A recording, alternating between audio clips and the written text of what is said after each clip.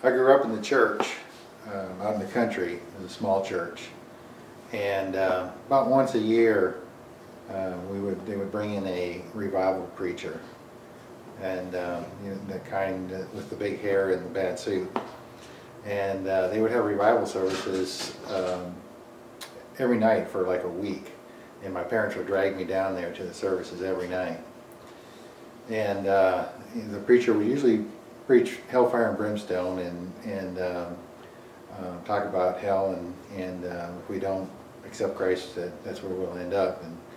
And I would usually try to hold out as long as I could, but typically on the last service, you know, it'd be like, this is my last chance. I better go up and get saved because something happened to me. I didn't want to spend eternity in hell. And that would last for a while, you know, several weeks, until that fear kind of faded, and I kind of forgot about that, and then I kind of go back to doing you know, the same disobedience that I was doing before. And that happened for quite a few years growing up, and until I reached my teen years, when I just sort of turned away completely from the church and from God.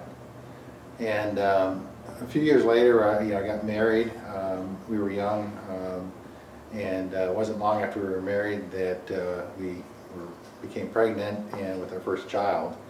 And my job took me quite a ways away from home. We were living in North Carolina, and our home was in Minnesota. So we're living about 2,000 miles away from home, and I just started feeling just a weight and a burden and this huge responsibility just on my shoulders, and kind of feeling alone in the world, being so far away from home. And I really didn't care so much about church, but I had, you know, being raised in church I knew was important. So with family along the way, we started to attend church again. And one particular service, the preacher was speaking, and they had an altar call at the end. And instead of singing Just As I Am, they sang an old Gaither song, Bill Gaither song, Because He Lives, I Can Face Tomorrow. Because He lives, all fear is gone. And because He lives, I know I can face the future. And life's worth the living just because He lives. And that just really hit me where I was at that time. And I went forward and I went to the altar, and I just you know, turned my life over to God. And I just remember at that time getting up from the altar, and I just literally felt a weight lifted off my shoulders. I just felt lighter, and I just felt like you know, that responsibility and the fears that I had were lifted and gone, and I just was filled with peace. And the reality is that the problems were still there. I mean, I was still 20 years old. We were still pregnant. I still had rent to pay. We still were driving an old broken down Ford pickup truck that needed repairs. All that stuff was there. We were still 2,000 miles away from home.